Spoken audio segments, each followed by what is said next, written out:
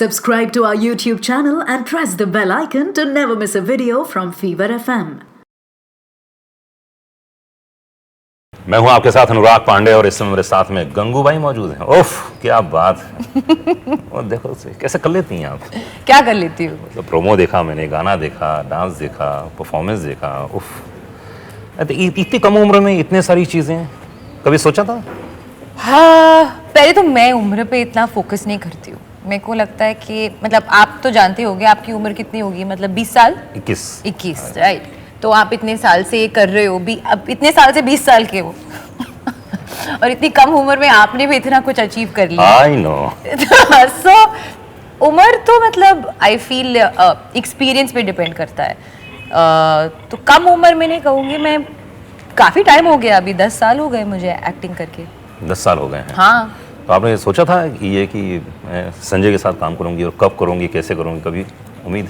बिल्कुल सोचा था मैंने। आई रिमेम्बर मैं 9 साल की थी जब मैंने पहली बार कोई भी फिल्म के लिए एक मीटिंग की थी और वो संजय सर के साथ थी। क्या बात कर रहे हो? जी। कब की बात है? मैं 9 साल की थी। मैं ब्लैक के लिए ऑडिशन करने गई थी। तो ब्लैक में जो वो जो आयशा ने आई थिंक निभाया था वो पार्ट, बच्ची का पार्ट था, मैं उसके लिए ऑडिशन करने गई थी। मेरी मम्मी लेके गई थी मेरे को। पर जैसे ही मैंने ऑफिस में कदम रखा, सर ने मुझे देखा और बोला कि नहीं नहीं नहीं नहीं नहीं, ये this is not a child actor, ये तो हीरोइन है। अच्छा। He could tell. 9 साल की उम्र में आंखों में उन्होंने देख लिया कि ये हीरोइन है। फिर सर ने डिसाइड किया उस टाइम पे कि वो मेरे साथ कुछ और पिक्चर बनाएंगे ब्लैक के बाद, बालिका वधू। अच्छा। तो उस टाइम पे हम लोग बैठे भी थे, म्यूजिक सिटिंग मुझे याद है, मैंने उनके लिए डोला रे डोला पे परफॉर्म किया था। रणबीर भी था उस वक्त, उनको असिस्ट कर रहे थे। It was very clear in my brain कि ये ऐसे होता है, मतलब ये फिल्मों का दुनिया, मतलब इट इज माय वर्ल्ड। 9 साल की उम्र में मैं I am going on saying मैं 9 साल की थी। But for whatever reason उन्होंने ये फिल्म नहीं बनाया, वो बालिका वधू नहीं बनाया। और फिर I went back to my life, school, whatever. Acting का कीड़ा तो मेरे में हमेशा से था, पर उस दिन से मुझे याद है कि I was always his fan in terms of his work, पर मैं ऑब्सेस्ड हो गई। मैं हर picture first day first show देखती थी, इमेजिन करती थी कि एक दिन मैं भी डांस करूंगी। मतलब घर में पता नहीं मैंने 50 बार अप एंड डाउन में I must have run like Aishwarya Rai from Devdas pretend करते हुए कि मेरा भी, मैं देवा देवा मैं भी आ रही हूँ। फिर उन्होंने, I remember even like when सावरिया रिलीज्ड, मैं प्रमोशंस ट्रैक करती थी। I was like waiting for that one day when sir का कॉल आएगा। और फाइनली सर का कॉल आया तो मैंने वो यूनिवर्स में डाल दिया कि मुझे सर के साथ काम करना है और हम एक बहुत अच्छी पिक्चर करेंगे साथ में और बहुत मजा आएगा। इसका मतलब ये कि लॉ ऑफ अट्रैक्शन बहुत बड़ी चीज होती है। अगर आप जो चाहें वो चीज हो सकती है, क्योंकि इस समय 3.5 करोड़ लोग देख रहे हैं जी। वो इस बात से बहुत इंस्पायर होंगे क्योंकि गाँव में, छोटे छोटे शहरों में लोग एक्टर बनना चाहते हैं, बिजनेसमैन बनना चाहते हैं। ये बहुत बड़ी बात है। नहीं, आई थिंक खुल के सपने, आँख खोल के सपना देखना, मैंने आँख खोल के ये सपना देखा है। तो संजय जी थोड़े स्ट्रिक्ट हैं, मैंने सुना है। अंदर की बात यही है कि अंदर की बात नहीं है, सबको पता है। थोड़ी क्या बहुत स्ट्रिक्ट हो? तो स्ट्रिक्ट में नहीं कहूंगी। आई थिंक डांटते बहुत हैं। नहीं, मुझे एक दिन भी नहीं डांटा। श्योर जी। आई थिंक सर कम इंटरव्यू देते हैं, कम बात करते हैं, तो उनका एक परसेप्शन है कि स्ट्रिक्ट है एंड ऑल। हाँ, आप अगर एक्टर से बात करोगे और पूछोगे आपका शूटिंग एक्सपीरियंस कैसा था संजय सर के साथ, तो दे विल ऑलवेज से बहुत टफ, बहुत टफ। पर टफ का मतलब ये नहीं स्ट्रिक्ट है। टफ का मतलब ये है कि आपको पुश करते हैं, आपको लिमिटलेस बनाते हैं। और वो मेरे लिए सबसे मतलब इनरिचिंग एक्सपीरियंस था। मतलब उससे और बेटर क्या हो सकता है कि कोई आपके एक्सीलेंस पे इतना फोकस करे। क्या बात, सही बात। You know, इंसान तो अपने ऊपर ही नहीं कर सकते हैं जी। लगता है चलो हो गया ना, खत्म करो, आगे बढ़ो। एकदम सही कहा आपने। तो आप बहुत जल्दी गिव अप कर लेते हो, वो आप पे गिव अप नहीं करेंगे और इसलिए उनको स्ट्रिक्ट बुलाते हैं। पर मैं स्ट्रिक्ट नहीं कहूँगी, वो एक मैं हमेशा उनको बुलाती हूँ, वो एक मैजिशियन है, तो आपसे वो मैजिक निकाल के ही रहेंगे। तो क्या 3 चीजें ऐसी हैं जो बाकी डायरेक्टर्स में नहीं है? 10 साल हो गए आपने कहा है, तो कौन 3 चीजें ऐसी हैं कि यार जो सिर्फ संजय लीला भंसाली में? तो मैं कंपेयर नहीं करूंगी बाकी डायरेक्टरों के साथ, पर मैं डेफिनेटली कहूंगी कि जो एक्सपीरियंसेस और जो मेरे को सीखने को मिला सर के साथ, वो पहली बार हुआ है मेरी लाइफ में। जैसे कि सेट पे आके सीन से पहले सीन को डिस्कस करना, और ये नहीं है कि ये सीन है यहाँ से वहाँ जा रही है और उसको ये डायलॉग बोलना है, उनका ये मतलब नहीं है कि सिर्फ डायलॉग बोलने वाला सीन मेरे को शूट नहीं करना है भाई, मेरे को अच्छे से शूट करना है कि इसका पर्पस क्या है, इसका मीनिंग क्या है, ये क्या करेंगे, मजे कैसे करेंगे, ड्रामा कैसे लाएंगे, इमोशन कैसे लाएंगे, सब कुछ चाहिए सर को सीन में, मैजिक चाहिए। तो वो मैजिक को हम वो खोजने निकलते थे ऐसे, मतलब यू नो टॉर्च के साथ, तो कैसे लाए मैजिक, ये करेंगे फिर वो करेंगे, फिर सीन में ये भी हो सकता है, और सबके सजेशंस लेते हैं सर। तो वो मेरे लिए एक नया एक्सपीरियंस था कि प्यार से बैठ के हम लोग सीन डिस्कस करते थे और फिर शूट करते थे। गाना, गाने में उन्होंने मेरे को सिखाया कैसे, मतलब उनके अगेन डायरेक्शन से सिखाया कैसे मूव्स को और एक्सप्रेशंस को एक्सेंचुएट करना है, कि ये आप डांस कर रहे हो, हाँ स्टेप हो रहा है, पर ईच स्टेप को कैसे ज़्यादा प्रोनाउंस करे, गर्दन को कैसे हिलाना चाहिए, ये करना चाहिए, वो करना, उनको बहुत समझ है उसका। और फिर तीसरा तो I mean I would say ये one of the many 100 things है, पर तीसरा मैं यही कहूँगी कि वो जब अपना फ्रेम भी सेट करते हैं, आप ऐसे समझते हो ना कि Sanjay Leela Bhansali visually spectacular, larger than life, ये ब्यूटीफुल, वो ब्यूटी चेस नहीं कर रहे, वो इमोशन चेस कर रहे हैं। तो इवन जब वो एक ब्यूटीफुल फ्रेम सेट कर रहे हैं, उनका ब्यूटी है ही, पर वो ब्यूटी आता है उनके इमोशन से, वो इमोशन डालते हैं और फिर ब्यूटी सेट होता है। वेरी गुड, वेरी गुड, क्योंकि इमोशन से ही आपको बनता है वो पूरा, और फिर वो इसलिए हमको खूबसूरत लगता है। हाँ, क्या काठियावाड़ मतलब गुजरात से बहुत ताल्लुक है, और उनकी उसके पहले ही है ना, और उससे बनाई। तो आपकी क्या क्या चीजें जुड़ी हुई हैं, क्योंकि डैड के साथ साइड तो भट्ट साहब जो आपके नाना जी थे, जी गुजराती थे जी, तो क्या क्या चीजें याद आती हैं? तो मेरे बचपन में एक्चुअली मेरा जो गुजराती फ्लेवर था वो मेरे स्कूल से आया था, क्योंकि मैं गुजराती स्कूल में भी पढ़ी थी। तो मेरे सारे दोस्त गुजराती थे, मैं भी थी, तो हम ऐसे, मतलब वही था मेरा experience in terms of that connect. और खाने को लेकर ऑफ कोर्स कनेक्ट है, ढोकला, मीठी दाल, अभी दिमाग में याद है, खांडवी। मेरे को मतलब अगर आप गुजराती खाना बोलोगे तो मेरा मतलब माय आईज बिकम बिग।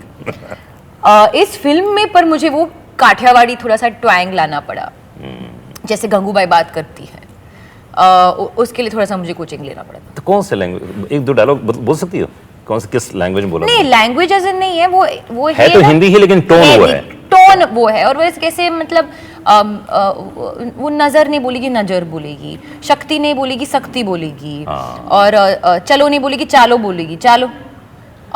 तो ऐसे कुछ ऐसे कर लेगा, आओ ना, बैठो ना, हाँ हम लोग वहाँ पे जाके बात करेंगे, होने, ऐसे थोड़ी चीजें, मतलब वो एक ट्वांग, जो वो गुजराती में नहीं बात कर रही है, पर वो ट्वांग ला रही है, थोड़े से शब्द ला रही है जिसको, और फिर गुजराती गारिया में वो बोचिया, निकलना यहाँ से बोचिया, ऐसे। तो ये कोरियोग्राफी के हिसाब से मैंने देखा, पूरा गाना देखा, और बहुत सारे लोगों ने मैसेजेस भी किए हैं, कितने कमाल के डांस परफॉर्मेंस है, किसने कोरियोग्राफ किया और कितना इनपुट था तुम्हारा उसमें?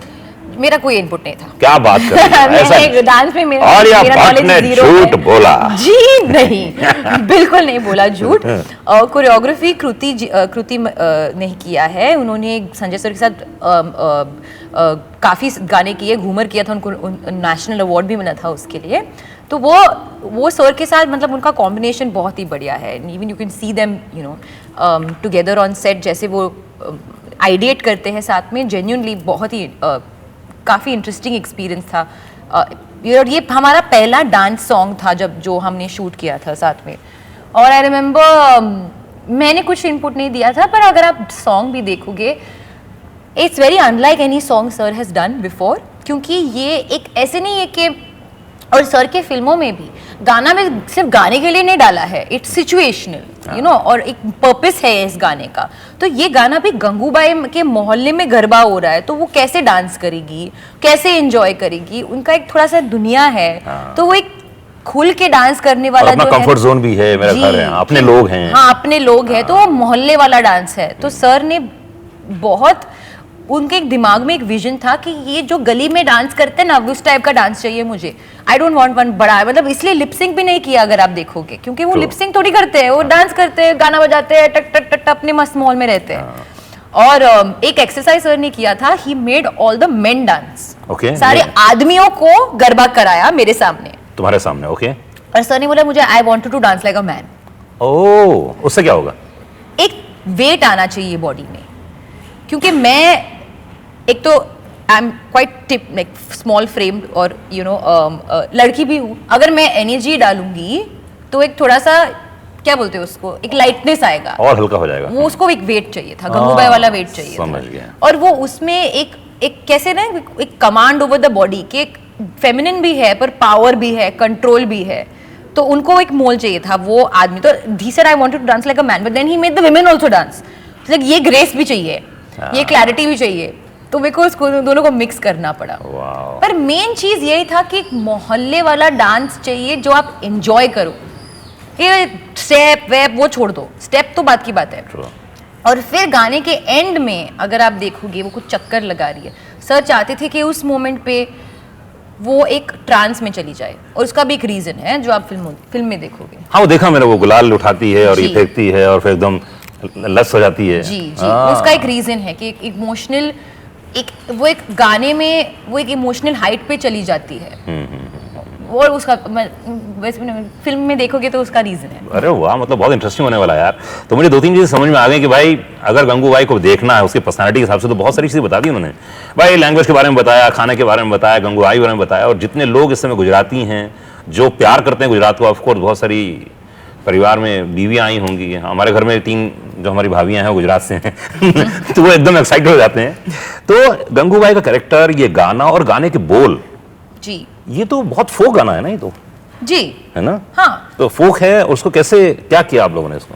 मैंने तो कुछ नहीं किया, सब सर ने किया। नहीं ऑफ कोर्स मतलब कोई ढोल ईड़ा ढम ढम ढमक बजे वो है, और उसमें मतलब वो नवरात्रि का टाइम है और वो पार्टी मना रहे हैं, गरबा कर रहे हैं। हाँ, तो मतलब कोई ऐसा एग्जैक्ट नहीं था कि यार इसको सीन में ऐसे ही करना है या कुछ ऐसा सिचुएशन ढूंढा गया, ऐसा नहीं। सिचुएशन यही है कि एक मोहल्ले में उसका गरबा, नवरात्रि का जश्न सेलिब्रेशन हो रहा है और वो गंगूबाई सबको साथ में लेकर सेलिब्रेट कर रही है। और उसके वो गाने में एंटर करने के टाइम पे थोड़े से उसके दिमाग में कुछ है, इसलिए वो गाने के एंड में वो एक इमोशनल ट्रांस में चली जाती है।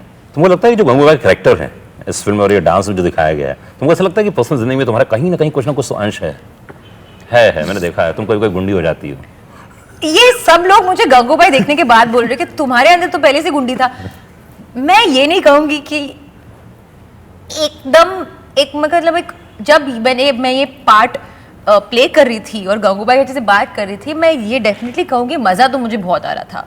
तो कहीं ना कहीं आप कह सकते हो कि मेरे अंदर वो थोड़ा सा है गुंडापन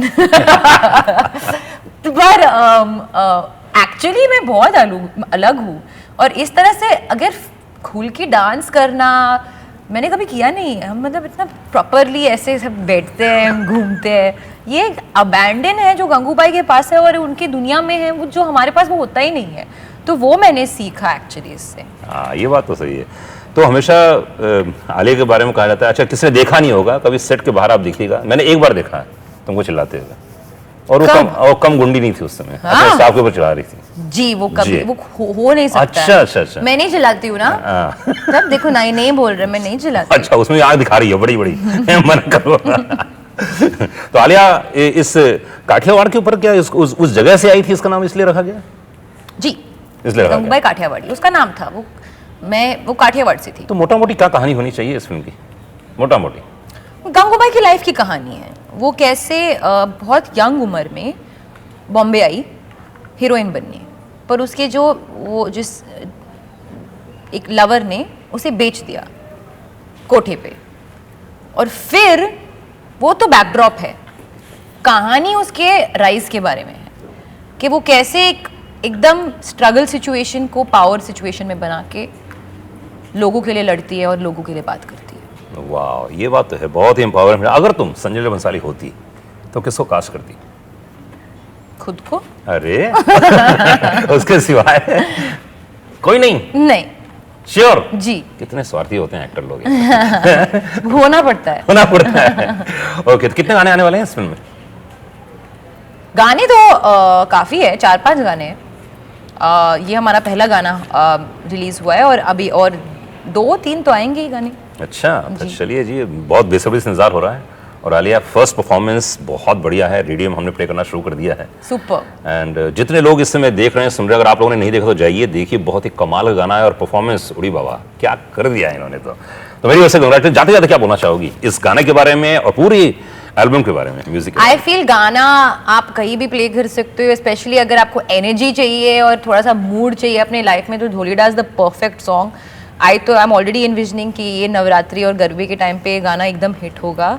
और यही कहूँगी कि गंगूबाई भी थिएटर में रिलीज हो रही है 25 फरवरी से हाँ, तो से जाना शुरू कर दीजिए, प्रैक्टिस हो जाएगी जी। कंग्रेचुलेशंस, बहुत बहुत शुक्रिया। शुक्रिया, थैंक यू सो मच।